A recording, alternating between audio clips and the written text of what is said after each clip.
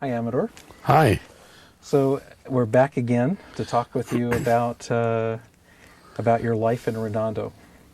What we'd like to do, one of the things in 2005 that the city says is that this is one of the nicest cities to live, work, and play. So we'd like to try and ask questions about those three things. Okay. So can you tell us when you came to live in Redondo again and where your first house was, and then each time that you moved, maybe where you moved and what year? So where were you born? I was born in Gardena. It was a county strip, actually. And then we came here. And what year was that you were born? Well, I was born August the 20th, 1923. So I'll be 82 in August. And what year did you come to Redondo Beach about? About 2 years later. So about 1925. Maybe 24, because my other brother was born, and we lived right across the street here. Is that on Broadway? On Broadway. And do you remember the address of the house? No, it's but it was coincided right directly behind the police department. It was a little house, about three houses from the corner, from Diamond, north. And what was on the opposite side of the street where the police station is in 2005? At that time, the boys' gym was here. That was the boys' gym for Redondo Union? Yes. And then when they moved the boys' gym to where it's located now, this was the girls' gym. And they had tennis courts on the Carnelian side, and they had tennis courts on the Alena side of this, of the complex here where the city is. And right off of Diamond was the gym itself. So how many people lived in the house where you were living at the time? It was my mom, there were four of us. And how do you think your parents found that house to live in? I guess all right. You know, it was a little tiny place. People wouldn't live like that anymore. You know, they have to have 2 or 3 baths. You know, and then we had one. So how long did you live in that house? From 1925 until what year? I figured we were there about 3 or 4 years. And then from there we moved down to Burl and Broadway on the southeast corner. And across the street was a little grocery store. It was a 2-story building. And there it lived a Mr. Day. And we always thought that he was a minister or something, but I don't know. But turns out his son did the mortuary, was in the mortuary business. So today we know it as White and Day Mortuary. Yeah. And they have a mortuary at Torrance and Lucia, or Torrance and Prospect. Yeah. And so that was Mr. Day, the father of the person that opened the mortuaries. That was the father that lived down here. He wasn't in the mortuary business. Okay. He had a little grocery store and had penny candy and bread and milk, you know. And we would walk from here at that age and go get bread. That's probably what only words I knew, bread and milk, you know. And then we had some neighbors. They had a couple of young little girls, and we didn't know any English because we always spoke Spanish at home. So this little girl would go into the house and she'd say, "Just a minute," and then she'd be right back. And so when she didn't come out, I'd just call her by that. I'd call her, "Just a minute, come out," you know. And then she'd come out and, you know, play. And she was a little girl that lived near you there at Broadway? Yeah, just a couple of doors down. So what was the first year that you went to school in Redondo Beach, and where did you go? I was, I guess I was 5. I went to Burl. And is that Burl Heights School? Brill Heights School, and it was a 2-story building. It had 2 stories and a basement. And Cafeteria was in the basement. And where was that building? Right where it is now on Burl. It's like and Burl between Lucia and Maria. Right there. Okay.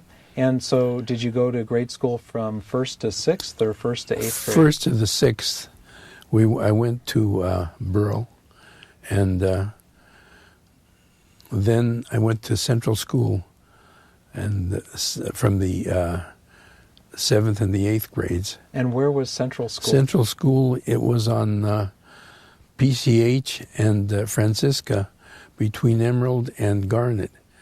There was the departmental school, that was 7th and 8th grade.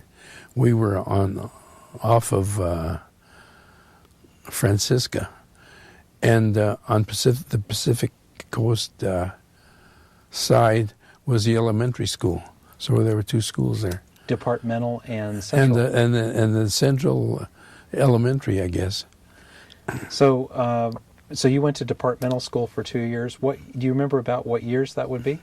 You were in, if you were 5 in 1928. About. See, I was graduated from Redondo.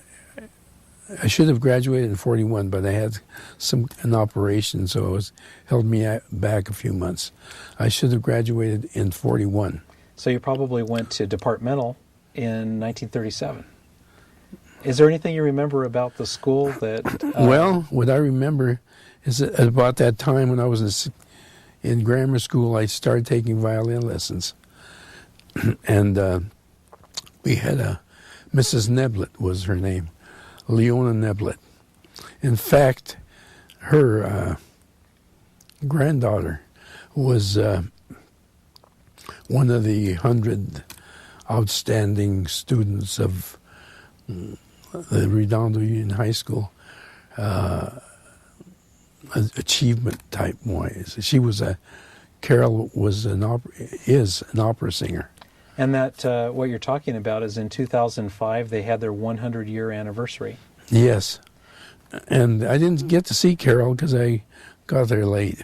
But anyway, I would like to have seen her. She lives in San Diego, and her father, if he's still living, lives in the avenues. And her father was a piano tuner.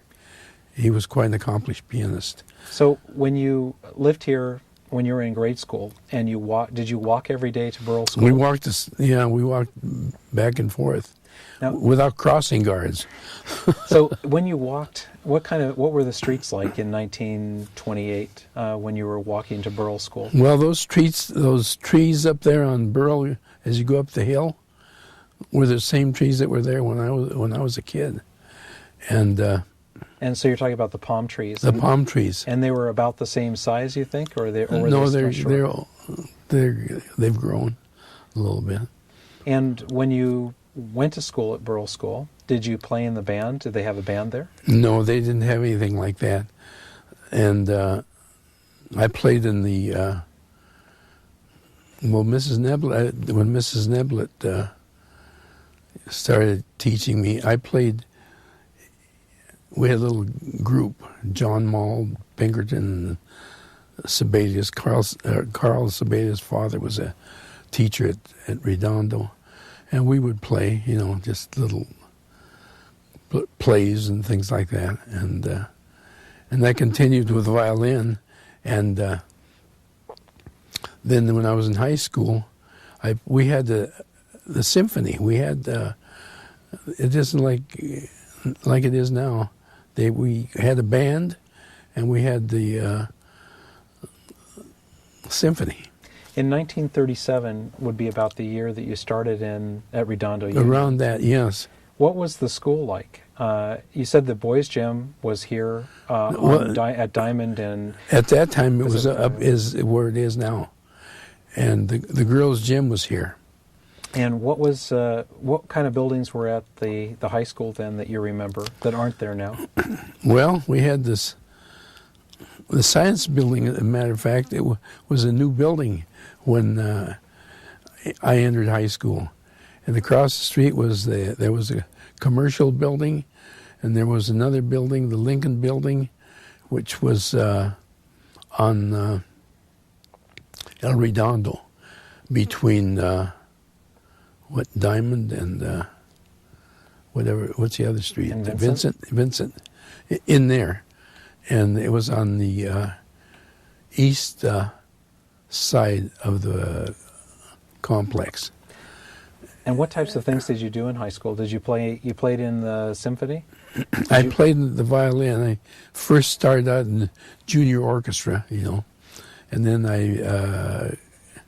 after that, then I got into the regular senior orchestra. And where would you play? I was we played just at school, and performed, and we had our spring concert and that kind of thing, and. Gloria Gentry was her name, the historian, that gal, I can't remember, Gloria Snyder.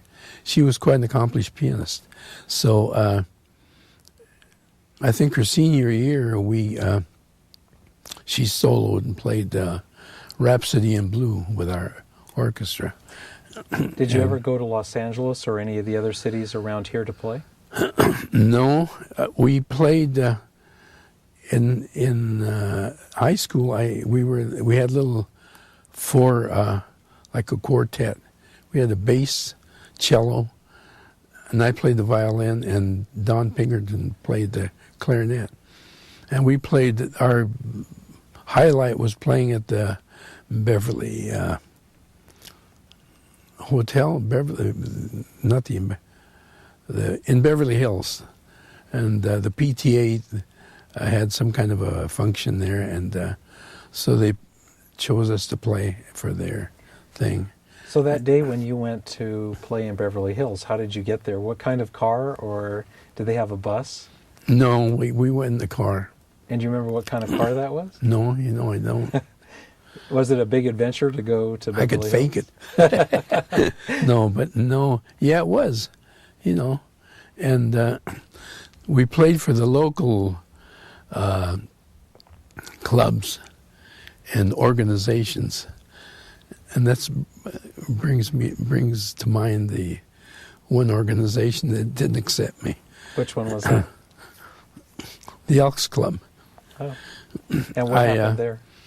When I came back from the service, I got my job here at the police department in Redondo. What year was that? And I came to work in '56. And they didn't want me here either. But the chief then had a Captain Harvey Lord was the one that got me my job. He knew I had gone, after I got out of the service, I went to a business school over here on Wilshire Boulevard, Woodbury. And so Harvey knew I had taken shorthand and all that. So when I was working at the theater one day, he came by and says, "How'd you like to work for us?" And I sure, why not, And so then he told me to come in to the department, and when the department was over on Bonita and Emerald, and he says, "Come on in and tell the desk sergeant you want to see the chief, and don't tell him why you're there. And you just tell him, and then I'll come in, and I'll take you in to the chief." So I had at that time I had my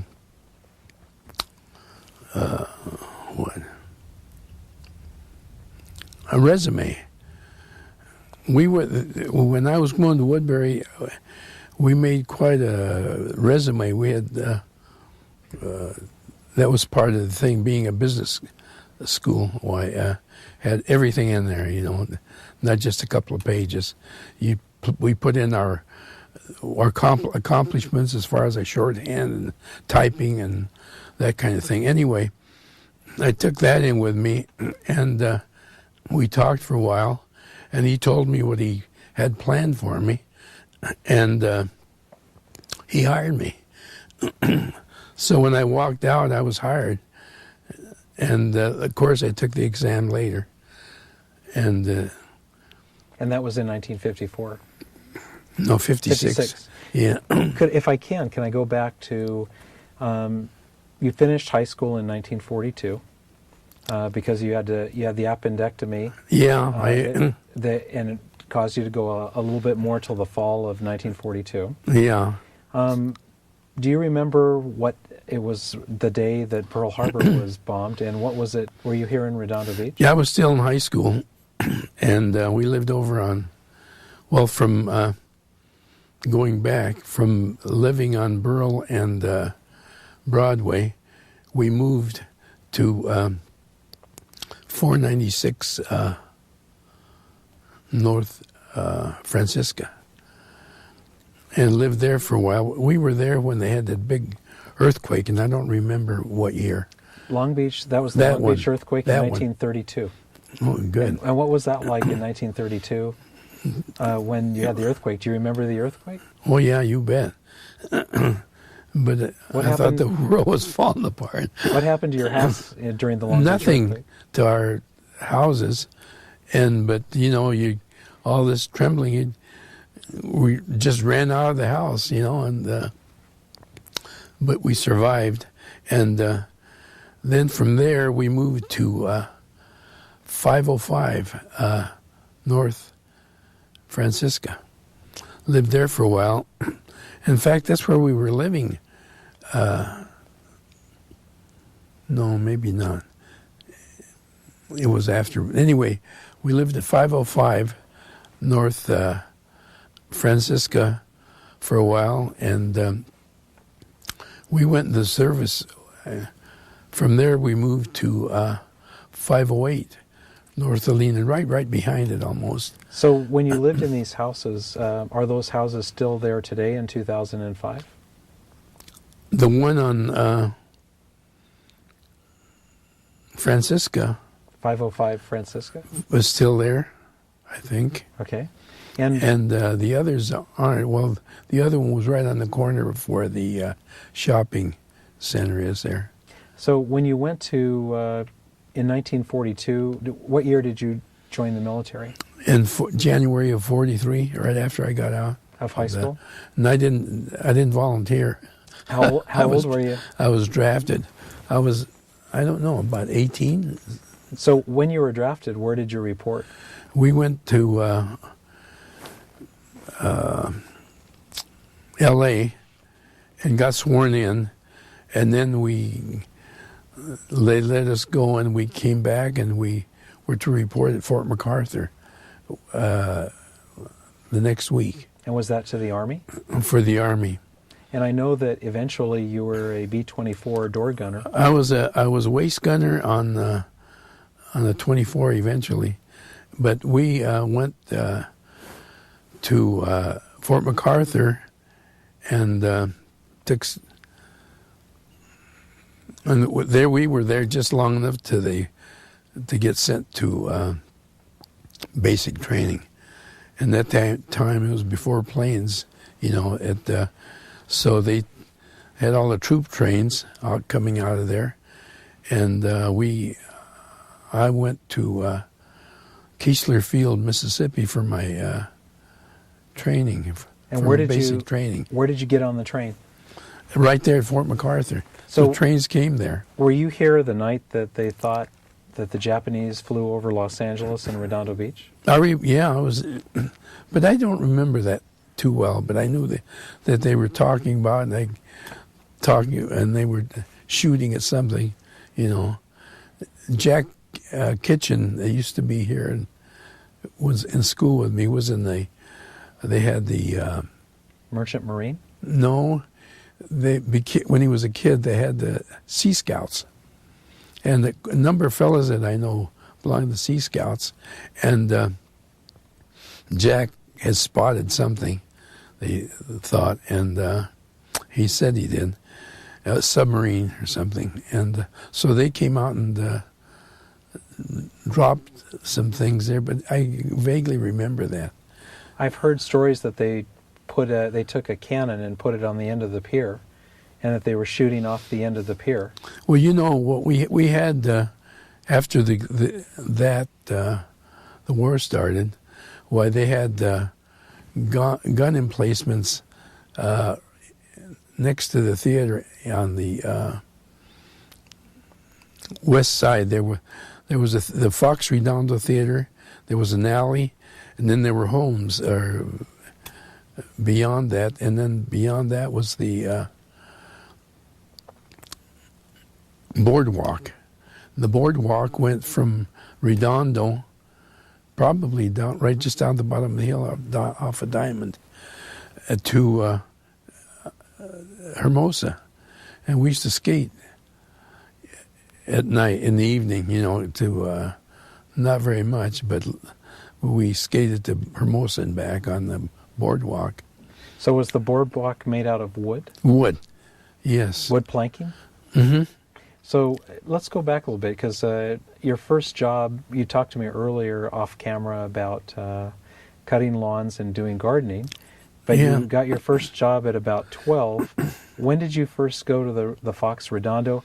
And then can you also tell me where that was, where the Fox Redondo was? I went to the Fox Redondo. There was Jim Dixon that used to be in the fire department, and Bob Swanson had moved back east someplace, and Bob went on vacation, and I knew Jim from school. It was when we were in high school, and Jim says, "How'd you like to take Bob's place while he's gone?" And we're changing marquee, and so I said, "Why not?" Yeah, so I did, and they hired me.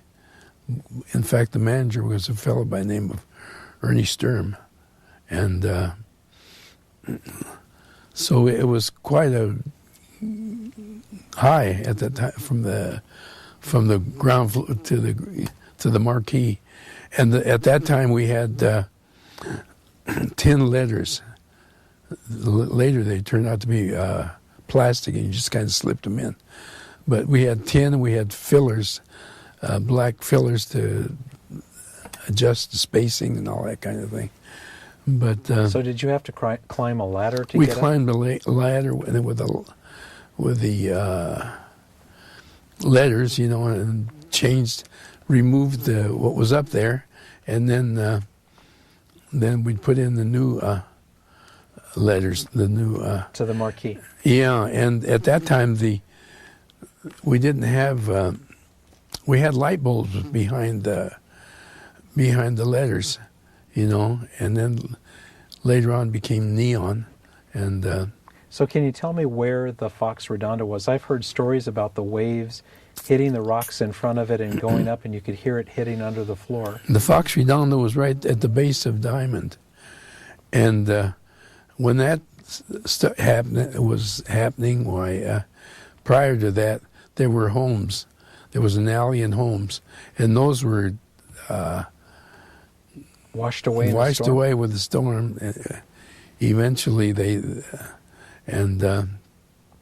so then when the water would come up, we had a sump pump in the basement of the theater in the back, where we had we used to turn the fans on and stuff. Kind of creepy, you know. When you close the theater, there's nobody there, and in later years they started having rats, you know. And they were rats. They looked like Big rats. mice.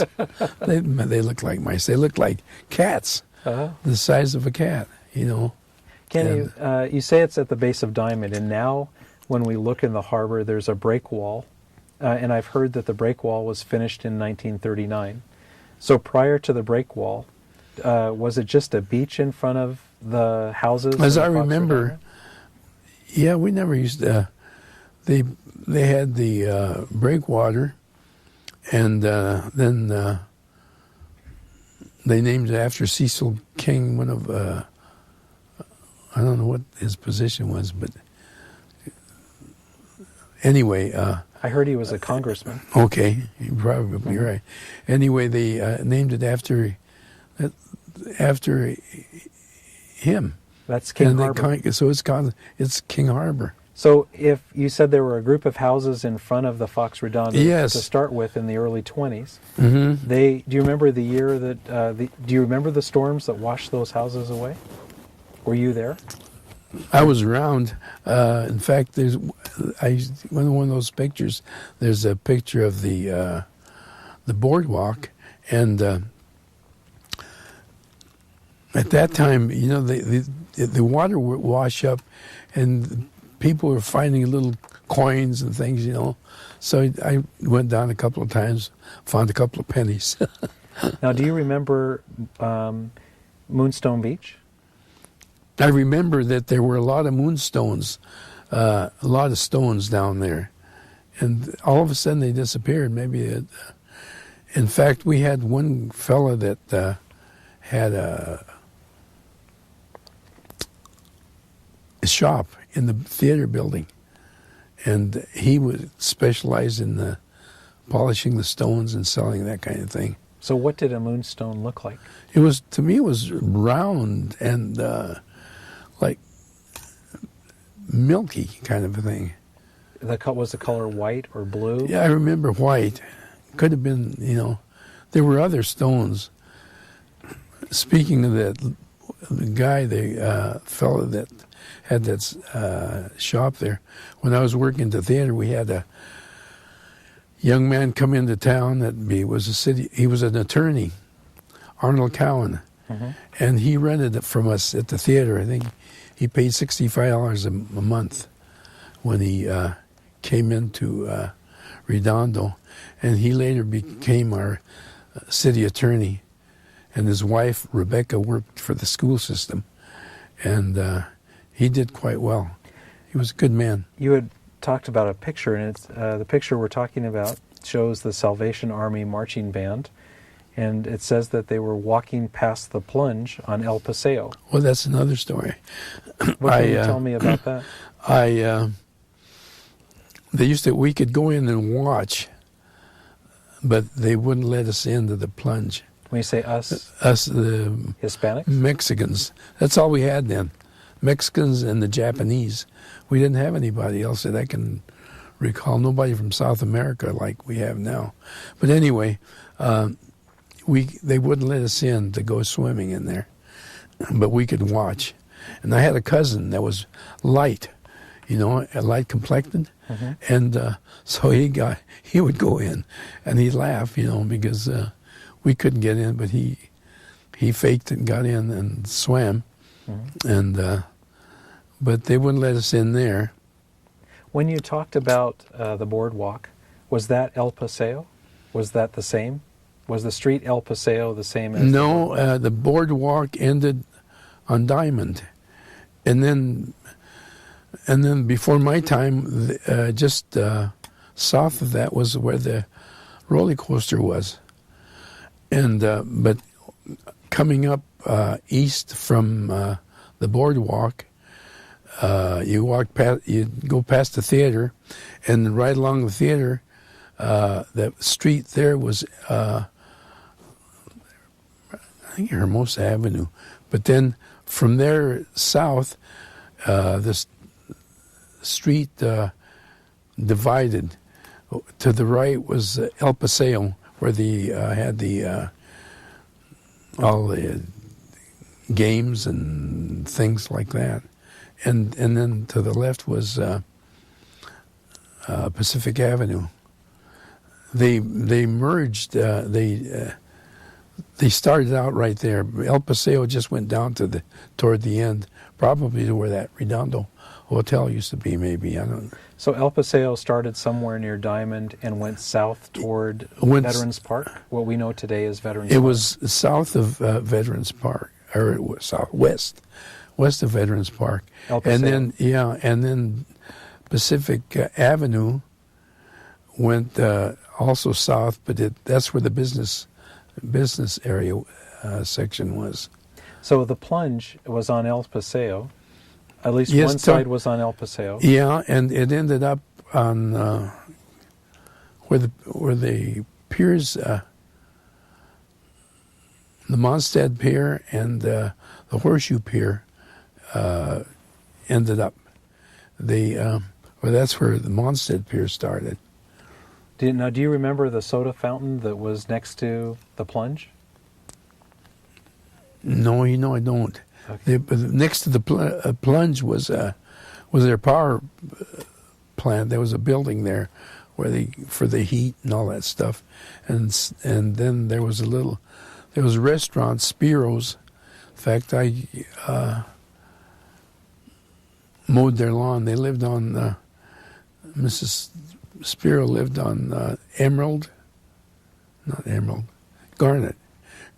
and Broadway, and there was a time when I did 2 or 3 lawns there. Now, the power plant that you're talking about, I have a picture that you showed me that's the Pacific Light and Power Company, and the picture says that it was built in 1907, and that it was later acquired by Huntington's Pacific Electric, and then later by the Edison Company. And it says that it was torn down in 1946. Do you remember that? I don't remember the whole thing being torn down, but I guess they dismantled it. Now, was the plunge next door to that? The plunge? Yes. No, the plunge was down. That plant was down there by Redondo. Near Redondo and Harbor. Where the plant is now. Where the AES plant is in 2005. Yes, it used to be called the Edison plant. And that's where the Pacific Light and Power Company was? Yes. So, did you ever take the red car when you were a child or when you were a teenager? We took the red car. We took it to L.A. It went up Diamond and the thing called Strawberry Park. I guess they raised strawberries there.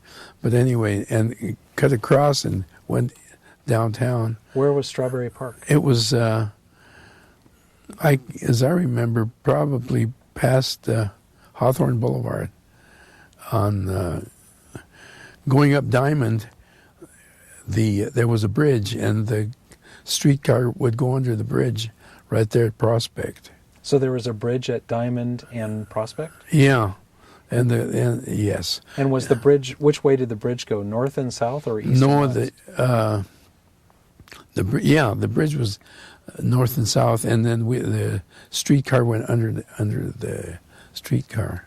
I've heard that they've dug on Prospect before and found parts of the bridge, or dug into the bridge. What was on the bridge? Was that railway, or was that? No, the bridge was just so the cars could go over. On Prospect. On Prospect. Was that always called Prospect, or was there another name? Do you remember? I don't remember. So I've heard that if it came down Diamond, did it come past the current police station? Right on Diamond. And then where did it end? It cut over Diamond and what was it? Diamond and Broadway. Yeah, it catty-cornered and ended up and went between the lots there, and right in front of where that Cleaners used to be, and now it's a coffee shop. Okay. Right by there, and then it curved around onto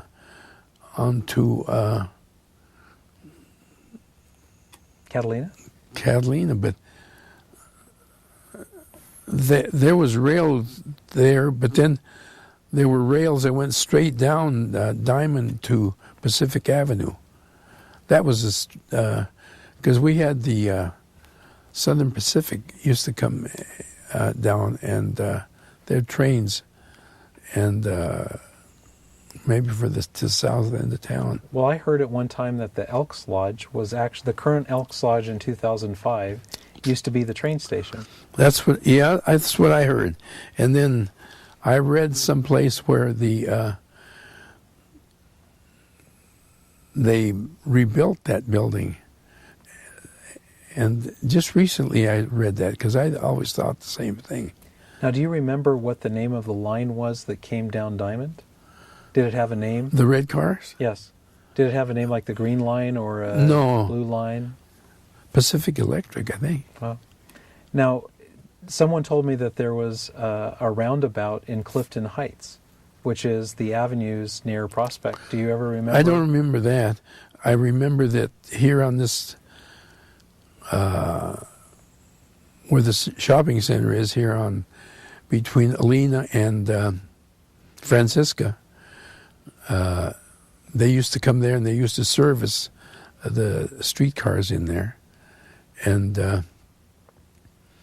trying to remember how they got there. So one of the things that you talked about was El Paseo. What was the El Paseo like? Well, I remember when as a kid, they had some amusement. It was kind of like an amusement center. They had the Dodgem cars and a little complex in there, and then they had the games. In fact, one of our neighbors had one of the concessions there.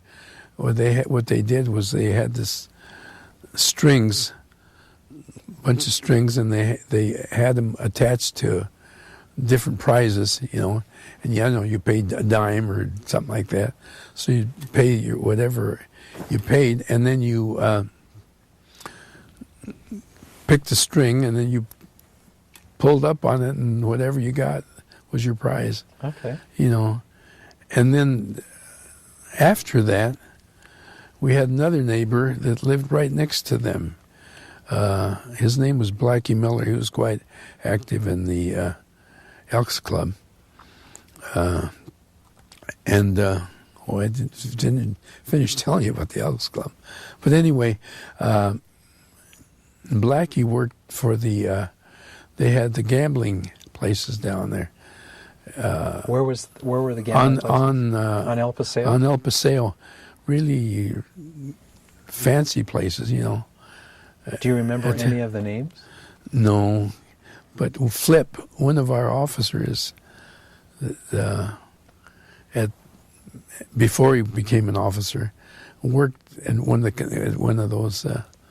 Quite a few people, local people. Well, speaking of gambling, do you remember the gambling ships off of Redondo? The Rex, yeah, I remember it, but I remember. When you said the Rex, that's the REX? REX. That was the name of the ship? It was past the 2-mile limit, I think.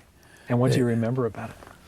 I just remember the people going down there and getting on these little boats, that took them out to the Rex. I was too young then, and they do their gambling out there, and then we had a shooting, I think, right out by the theater, right around the corner. I gave you. Remember that book that I gave that I made you a copy? Yes. It tells about it in there. The shooting that yeah. Were there? I've heard stories about gangsters that was famous gangsters came to Redondo. Yeah, and I can't really think of their names. What year did you start at the Fox? I started at the Fox Redondo about 39 maybe. Now, can you describe the inside of the Fox Redondo to me? Was it a nice theater? Yeah, first class. We had a balcony and the main floor, and they could smoke in the balcony, and we had the regular seating, and then there was in front, right on of the balcony, we had loges, and there we had little plugs in every once in a while for people that were hard of hearing. They would had these attachments that later years I don't think they had them, but early on they had all these things in case you were hard of hearing, why it would magnify or whatever the sound. So the front side of the Fox was up against the rocks, and the water from the ocean would hit in front of the Fox. Well, we had rocks out there, those boulders, but before that, the water didn't get to the Fox because all those houses were out there in west of the theater. There was an alley, and And then the water would come in. Oh, we talked about that. Well, the water would come in and hit under the floor. Underneath the back of the theater, and it would seep through, and that was the reason for the sump pump that we had. What street did the front of the theater face? The front of the theater, there was no street. It was just a big wide walkway. But in front of it was the El Paseo, and then Pacific Avenue veered off to the left and went south, and then Diamond dead-ended there on at that location. And what type of entertainment did you have at the Fox? Did you have movies and live entertainment, or just movies? Early on, it was before my time. They had stage shows. The Fox Redondo, the back of the Fox Redondo, we had a number of. I remember two stories of dressing rooms, and with their lights. And then we had one big room that was there, and they had an orchestra pit for the entertainment. And in fact, when I was playing the violin, I was working at the Fox, and I took they gave me one of the music stands because they were going to send them back to the warehouse and get rid of them. And I should have taken a couple, but I got one, and I still have it at home. I'm a, pack rat? Well, you gave me a picture of the Fox Redondo Theater, and it shows an attraction of the Daily Breeze Girls Band. Yeah, the Daily Breeze was located on Pacific Avenue, and I saw those. I had the negatives from those things, from those pictures. And how did you get those pictures? Long story. But anyway, when we were at the old City Hall, we were moving up here, and they had condemned City Hall. So City Hall went to where the Bank of America building used to be on Pacific Avenue, and I can't remember this street that went toward the pier. Was it Coral Street? Could have, yeah, probably. There was Torrance came down, and then it became Coral. Torrance Boulevard ended on Pacific Avenue, and then the curve Pacific Avenue took over there, and what else? Well, when you were, did you ever see anybody perform at the Fox? No, I saw my first talkie. And what was that? It was a Western. I can't remember who the person was, but they, in fact, on the wall of the Fox Redondo facing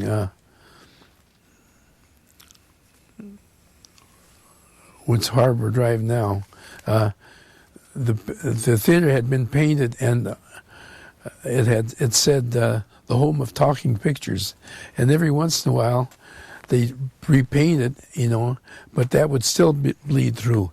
In fact, when they tore it down, I think you could probably still see that home of talking pictures. And I saw my first talkie there. It was 29. In 1929? Did you ever watch Tom Mix there? Do you remember that? Probably. He was my favorite. So did anyone famous ever come to Redondo Beach that you remember? I don't remember, but we did have a few premieres, and they drive up to the front of the theater, and then get them out of their cars to go into the theater. But we had more of those when I worked in Inglewood. So you gave me a picture that shows what looks like the entrance of the pier. Yes. Now, was that picture something that was during your time when you were in Redondo? That building in the back was the Bank of America building. That was the first. They used to have the Bank of Italy that was on Emerald and Pacific Avenue. It was on the southeast corner. And across the street was a D&D drugstore. And in fact, Pat Perdue was the owner of that. And then when Pat died, he was smoking in bed, and he died that way. But Tommy Bowman took it over, and Tommy's still hanging in there, you know. But anyway, I worked at the theater, and the little ladies would come down that lived in the apartments in there, and he had these samples. So before they go out on their dates or whatever, they go in there and take these little cologne, or he had samples, so they go put a little bit on behind their ears, you know, that kind of thing. But now do you remember the Hotel Redondo at all? Was it torn down by the time? I don't remember the hotel. And you talked about the Bank of America. What corner was that on? The first, that little bank was Bank of Italy, and I think that became Bank of America, I'm not sure. But then from there it went up to Pacific. It was built on Pacific Avenue and, like you said, Coral Way. Maybe it was Coral Way. Anyway, and then when they condemned City Hall and we came here, City Hall went to the bank building, was built there. So which one was the bank building? Oh, this is the bank building. Okay. And Rinke and his offices were down here. And what was this building? Up here was City Hall. That was a hotel, and then there was a furniture store here, and then there was a drugstore. And I'm going to try and take a picture of this at some point so that people can see it. But what year was this picture taken, do you think? Probably in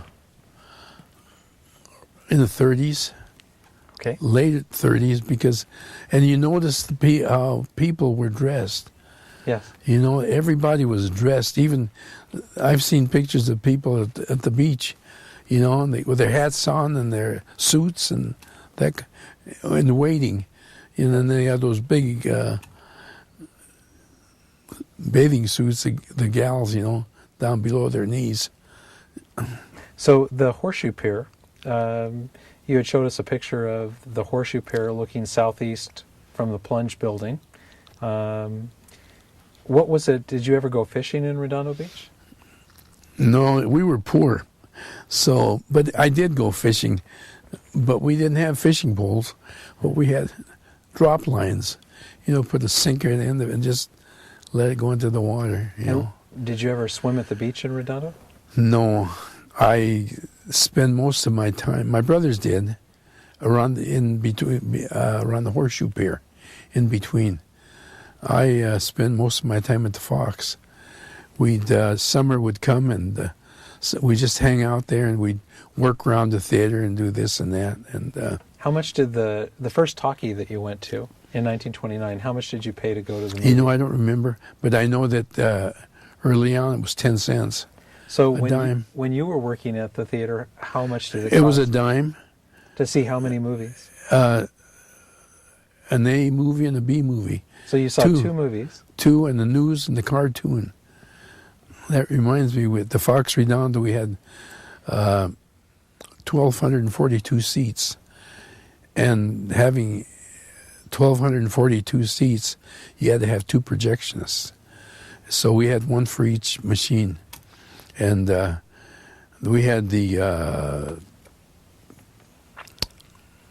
safety curtain that they would raise, you know, and then we had the drapes, and then we had the title curtain, and one projectionist would would operate the curtains, and the other one would operate the lights. We had red, blue, and white, and they kind of mixed them up a little bit, you know, so it looked nice. It was a production to watch these guys start the movie. the first we'd have the Fox Movie Tone News, or there was another company, I can't remember, but anyway, the news would come on first, and then we'd have the movie would come on, and the main feature would go on first and last, and the B movie would go on in the middle. We'd have intermission, and after intermission, then we'd have the coming attractions and the cartoon. So here's a question for you. They talk about B movies. Now, do you think that expression came from, were the best movies in the A movie slot and the second-rate movies that weren't so popular in the B movie slot? Or no, as I remember, the B movies were generally westerns. Gene Autry, that kind of thing. We paid $25 for the run of a B movie, and for the A movie, it was either a flat rate or a percentage of the take, that the studios would get. But now, how would you get the movies? If you bought a movie for a run, how long was a run? We had it would run from Wednesday, Thursday, and Friday, and then the Saturday, Sunday, and Monday, and Tuesday. So then that would be about a week. And where would you go to get the movies, or would they bring them to you? We had bookers that would book our movies, and they would we had what they called Film Row, and around Washington and Vermont, and we had the theater there called the Boulevard, and we'd have our meetings there at that location. They had some rooms there for us. Charlie Skouras owned the theaters then. But and then around that area, they had all the studios had their offices. And what year do you think that was that you would go up there to meet with the bookers? The bookers would do the booking, and then they would tell us what we were going to play. And so, would you have 2 movies per run for a week? Yes, and very seldom did they run longer than that, but then they started to, run for a week and, and that kind of thing. Now, do you remember Gone with the Wind when it was released? Yeah, but I can't remember. I've had a bunch of posters that from the theaters that I worked at. They closed the theaters, and so I went to, and they were going to chuck them, so I kept them. So you have classic movie posters? I've got movie posters and stills from the theaters, and from the city, I've got those negatives and those kinds of things. They were going to throw them out, and I had the one chief. I told him that I was going to take them, and he said, "Well, let me look through them." And so he took what he wanted, and he says, "You can have the rest," And but so, do you remember anything about the projectors in the Fox? Yeah, 35 millimeter projectors, and they were carbons. Then they would strike the the light would come on. So what they were you would actually have to strike a carbon filament? They did it. The projectors, each one had his own machine, and they. How did they strike the carbons? This was what got the light to come up. Yeah. The positive and negative. I guess I didn't know all that technical stuff. At that time. The projectionist was a closed union, and not anybody could become a projectionist. You had to either know one or have a connection. And here in later years, why they had even high school kids running the the machines. And the reason for the projectionist was because if something would happen, why, they could take care of it. And what is the most famous movie you remember showing, or an incident that happened at a movie in the Fox? Did you ever have to close the theater because of a fight, or do anything in the theater that really makes you remember the theater? I remember one thing. The electric company was working on the power outside, and they clipped the wrong thing, so we were out of business for a couple hours, and we had emergency light, and I was the assistant then, and the manager didn't want to get out, so I went out and talked to the folks and just kept them there. I told them that they were welcome to get their money back, and I don't know what I did, put on a show or something, but they stayed, you know, and then continued. And when I was working at the Hermosa, what was it? There was a Marlon Brando movie. God, I can't remember the name, but anyway, it was X-rated or something. And I remember one of the officers from Hermosa, Kavanaugh was his name, came over and they confiscated our movie and do you remember shut us down. What year that was? No, it was when he was still working at Hermosa. He had become a motor cop after that. But anyway, they did that. We had another one, Forever Amber. But that was when I was working in Wilmington, and they struck on us, the projectionists, because they wanted more money for that particular movie, and we had to have scabs come in. They take a streetcar and to our theater in Wilmington. I'm talking other cities. Oh, that's okay. One of the things that I'd like to ask you about is you went to war in 1943, and how long did you spend overseas? 1 year. We were a lead crew. My brother was only there 6 or 7 months, maybe that long. He did 25 missions he was on B-17s. He was in the Sperry Ball underneath the plane there, and but being a lead crew, we didn't fly as often as the rest of them, so we took a little longer. So I was gone a year. And why do you think that a lead crew didn't fly as often? We were special. No. What made you special? No, they just picked certain pilots that, you know, that would, although they were all good, you know, but somebody picked them, and our crew was one of them, and but we still meet, you know, some of the ones that are left, and but that was it. But I had a good time in England. I met a nice girl, and her family was real.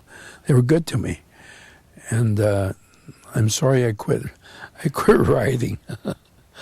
What year did you come back from? Do you remember what year you came back, and did you come back to Redondo Beach? I came back in 45, and that's when I started working at the theaters again. And this Mrs. Neblett insisted that I go to this business school, and so that's what I did. And how long did you work at you worked at the theaters until what year? Well, I started in 39. I worked 40 years. So 1979. Around that time. And you worked at Redondo Beach, Inglewood, Hermosa Beach? I worked started the Fox Redondo. I worked at the Strand Theater, which is then became the Marina here in Redondo. Worked at Hermosa and the Lamar in Manhattan and the Palos Verdes locally. I worked at the Loyola in Westchester and Inglewood. I worked the Little Fox and I worked 3 theaters, the Fifth Avenue, and I relieved at the Academy. And I worked, did I tell you, Long Beach I worked a couple. And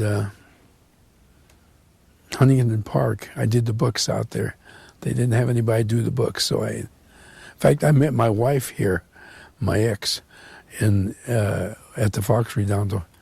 And she was just in high school, and I was 9. They probably put me in jail. I was 24. I was 9 years older than Joanne, and she was about 16 or 17, you know. And so we got married, but we had to wait until she became 18, you know, and that's another story. But anyway, we had the 4 kids, you know. So was the Fox Redondo or the theaters your main job between 1945 and 1956? Well, when I came to work for the city in when did I say 56? 56. I continued working because the city didn't pay enough for me to support a family. So I continued, and they allowed me to work at the theaters. So even here, when I working here at where we are now, I'd work at the station and take a few minutes and take 5, and then go to get in the car, go to Santa Monica, and there was a fella that would open the theater. And when I got there, then he'd go home, and I'd stay and call in the figures and stay there until close up box office and the candy counter and stuff. Early on, when I worked at the Fox Redondo, they wouldn't allow candy or anything like that. If people were chewing gum, we'd have to have them spit it out before they came into the theater. You know, of course, they could fake it, but you know, they didn't have candy and that kind of thing Because it was so nice inside? Yeah, I guess early on, but now that's what keeps them going. Is the candy concession count? sales? Yeah. Now, did you serve something besides popcorn at the theaters? We served candy and